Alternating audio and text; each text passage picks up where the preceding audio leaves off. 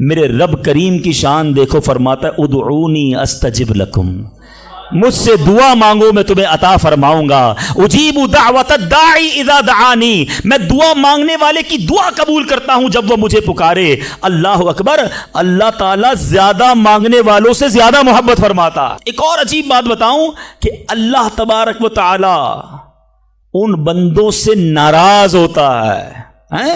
دنیا میں ہے کوئی ایسا سخی کریم؟ دیکھو میرا مالک جو نہیں مانگتا رب اس سے ناراض ہوتا ہے۔ شاعر لکھتے ہیں نا، تو کریم ہی جو ٹھہرا تو کرم کے کیا ٹھکانے، تو کریم ہی جو ٹھہرا تو کرم کے کیا ٹھکانے، تو نوازنے پہ آئے تو نواز دے زمانے۔ اللہ کے حبیب علیہ الصلوۃ والسلام فرماتے ہیں اللہ تعالیٰ کے نزدیک کوئی چیز دعا سے بزرگ تر نہیں ہے۔ اللہ کے نزدیک سب سے بزرگ چیز وہ دعا ہے، اور دعا کو حدیث میں مخ العبادہ، عبادت کا مغز کہا گیا، ٹاپ آف دا لسٹ۔ جو عبادت ہے نا وہ دعا ہے۔ تو جب تک مجھ سے دعا کرتا رہے اور میرا امیدوار رہے گا، میں تیرے گناہ کیسے ہی ہو معاف فرماتا رہوں گا اور مجھے کچھ پرواہ نہیں ہے۔ جب تک مانگو کہ رب عطا فرمائے گا۔ ہم بڑے نادان ہیں، پرابلم یہ ہم بڑی جلدی مچاتے ہیں۔ یار اتنے دنوں سے دعا کر رہا ہوں، مسئلہ ہی حل نہیں ہو رہا ہے۔ میں نے دعا کی یا اللہ کاروبار میں برکت دے دے، کل بھی 5,000 کی بکری ہوئی، آج بھی 5,000 کی، کوئی اضافہ نہیں ہے۔ جناب میں دعا کرتا ہوں یا اللہ صحت دے دے، شوگر لیول کم ہی نہیں ہو رہا۔ میں دعا کرتا ہوں یا اللہ بیٹا دے دے، بیٹا مل ہی نہیں رہا۔ میں انشاءاللہ اور بھی باتیں اس میں عرض کروں گا، میں صرف ابھی اس حدیث کو کلیئر کر دیتا ہوں۔ میں آپ سے پوچھنا چاہتا ہوں، آپ نے دعا کی کہ یا اللہ میرے کاروبار میں برکت دے دے، آپ کی جو سیل تھی وہ ایز اٹ از رہی، لیکن آپ کی دکان میں آگ لگنے والی تھی، آپ کی دکان میں ڈکیتی ہونے والی تھی، آپ نے دعا مانگی، اللہ نے اس بلا کو روکنے میں لگا دیا۔ سچ بتاؤ پیسے تھوڑے بڑھ جاتے اچھا تھا، یا دکان میں آگ نہ لگی یہ بڑا کرم ہو گیا؟ میں نے گھر سے نکلنا تھا، میرا ایکسیڈنٹ ہونا تھا، ٹانگ ٹوٹنی تھی، میں نے اللہ سے دعا کی تھی یا اللہ بیٹا دے دے، وہ دعا کو کنورٹ کیا گیا، میری ٹانگ بچ گئی، میرا ایکسیڈنٹ بچ گیا۔ بتاؤ یہ اللہ کی مہربانی نہیں ہے؟ پرابلم پتہ ہے کیا ہے؟ ہمیں دنیا والوں پر سب پر بھروسہ ہے، ہمیں اللہ پر بھروسہ نہیں ہے۔ ہم سمجھتے پتہ نہیں دعا قبول کیوں نہیں ہوتی ہے۔ دعا کے آداب میں لکھا ہے کہ اللہ اس بندے کی دعا قبول نہیں فرماتا جو دعا کی قبولیت میں جلدی مچاتا ہے، جو کہتا ہے جلدی قبول ہو جائے، بس آج ہی قبول ہو جائے۔ اچھا پھر لوگ شکوے بھی بڑے کرتے ہیں، یار میں نے جمعے کے دن بھی دعا کی، مزار پہ جا کے بھی دعا کی، بزرگوں سے بھی دعا کرائی، کسی نے کہا کعبے کو دیکھ کر پہلی دعا کرو وہ قبول ہوگی، کعبے پر بھی چلا گیا، میں مدینے بھی گیا، میری دعا ہی قبول نہیں ہو رہی، میرا پرابلم ہی سولو نہیں ہو رہا۔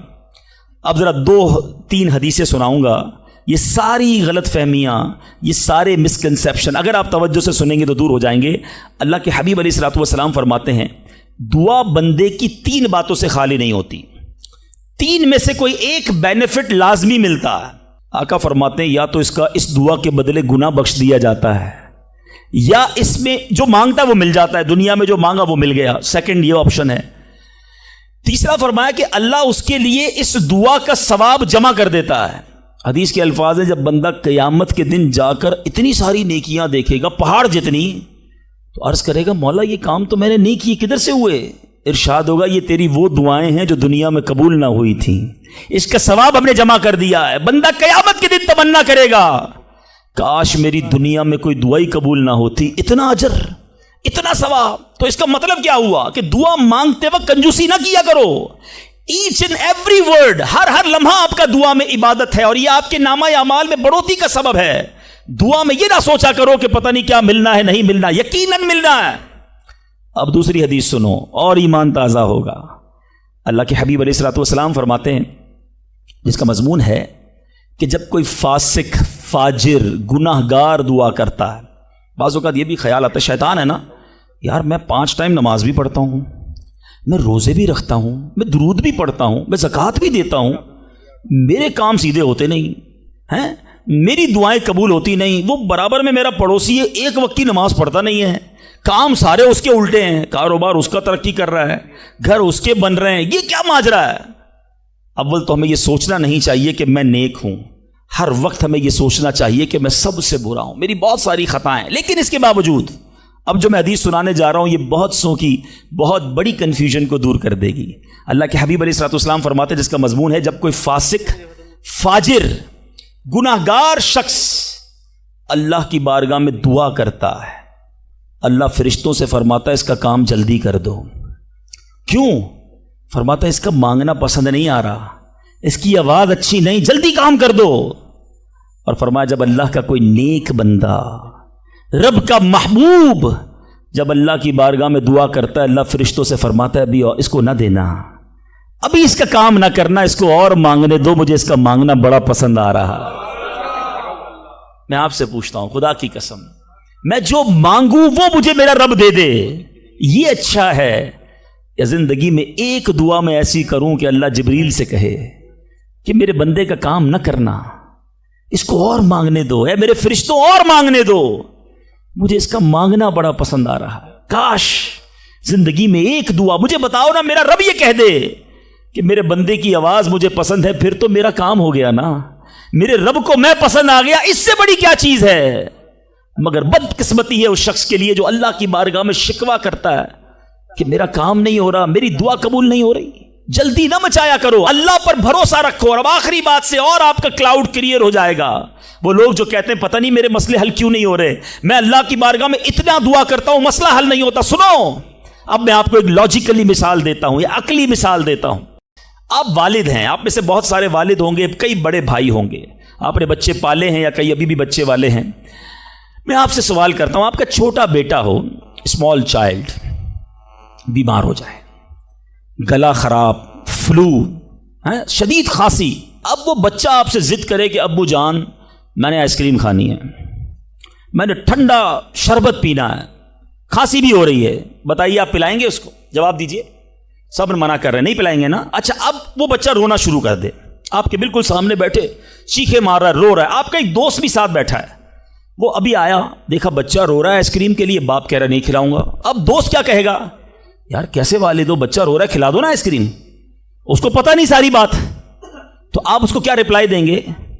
آپ کہیں گے میں والد ہوں، مجھے پتا ہے بچے کو کب کیا دینا ہے، ابھی آئس کریم کھلا دوں گا تو گلا خراب ہو جائے گا، یہ اور بیمار ہو جائے گا. اس کو آئس کریم دینا اس سے محبت نہیں ہے، دشمنی ہے. ایسا ہی ہے؟ ذرا بات میرے ساتھ رہیے گا. اب بڑی دل پر ہاتھ رکھ کر میری بات سننا. تم والد ہو، تمہیں پتا ہے بچے کو کب کیا دینا ہے، میرے خالق کو نہیں پتا مجھے کب کیا دینا ہے. میں مانگ رہا ہوں یا اللہ روزی میں برکت دے، وہ نہیں دے رہا. میں مانگ رہا ہوں یا اللہ اولاد دے، وہ نہیں دے رہا. میں گر گڑا رہا ہوں یا اللہ کرائے کے مکان میں ہوں، اپنا مکان دے دے، وہ نہیں دے رہا. اے مولا میں فلاں ملک میں جانا چاہتا ہوں، ویزے لگانا چاہتا ہوں، نہیں مل رہے ویزا. ارے کیوں یقین نہیں رکھتے؟ جتنے ادھر بیٹھے ہو میں آپ سے پوچھتا ہوں، کون ہے جو یہ کہتا ہے میری ماں مجھ سے محبت نہیں کرتی؟ ارے ماں تو وہ ہستی ہے جو اپنے سکھ قربان کر کے ہمیں سخی کرتی ہے. ساری رات ہمارے لیے جاگنے والی ہماری ماں ہے. تو جو ماں تکلیف نہیں دے سکتی، وہ ماؤں سے زیادہ پیار کرنے والا کیسے ہماری دعا قبول نہیں کرے گا؟ یہ یقین رکھ لو، اگر میں مانگ رہا ہوں وہ نہیں دے رہا تو وہی میرے لیے بہتر ہے. میرا کام نہیں ہو رہا نا، وہی میرے لیے بہتر ہے. جو اولاد کے تمنائی ہیں، نہیں مل رہی اولاد، بیٹے نے مارا ہے مجھے، بیٹے نے گھر سے نکال دیا، ایسی اولاد نہیں دنیا میں. ان ماں باپ سے پوچھو، کیا پتا آپ کے مقدر میں ویسی ہی اولاد ہو. اور اللہ فرما رہا ہے، اللہ کریم ہے، ہمارے بارے میں اچھا فیصلہ کیا کہ ہمیں اولاد سے محروم رکھا. اے میرے بندوں، جب تمہیں ماں باپ پر یقین ہے کہ وہ برا فیصلہ نہیں کرتے تو اپنے خالق پر یقین کر لو. اب اگر یہ سوچ لو گے نا تو آپ کی لائف بڑی پرسکون ہو جائے گی. اب آپ ٹینشن میں نہیں رہیں گے، دعا کریں گے، کام ہو گیا تو بھی اللہ کا شکر، نہیں ہوا تو بھی اللہ کا شکر.